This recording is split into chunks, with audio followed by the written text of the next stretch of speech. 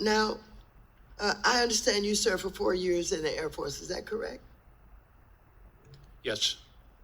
Thank you for your service to our country. Trump's CFPB has claimed that they're going to prioritize protecting service members and veterans, but I want your take on their actions. For example, Trump's CFPB proposed slashing staffing levels from 1,700 to 200 and proposed reducing CFPB's Office of Service Member Affairs to just one employee, except the one employee they chose had already decided to retire, which would leave the office unstaffed. That office, which we required to be set up in Dodd-Frank, has been well respected across political spectrum, with people like Holly Petraeus running the office before.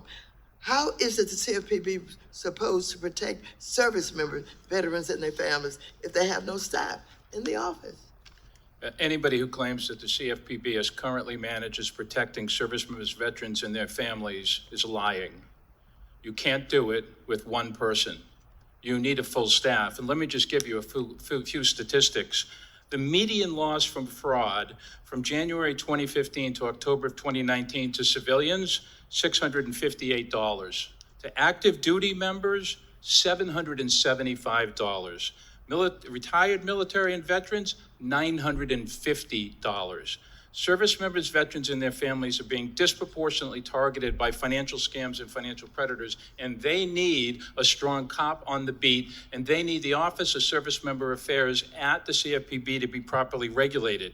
Since 2011, the CFPB has received more than 400,000 complaints from service members, and it has been responsible for recovering approximately $363 million in restitution for military and their families. One person isn't doing that. 10 people aren't doing that. We need a CFPB that is funded, staffed, independent, and an effective cop on the beat, not just for service members, veterans, and their families, but for all Americans who are getting ripped off too often, which is why the CFPB was the most successful financial consumer protection agency in the history of the country, returning $21 billion to more than 200 Americans.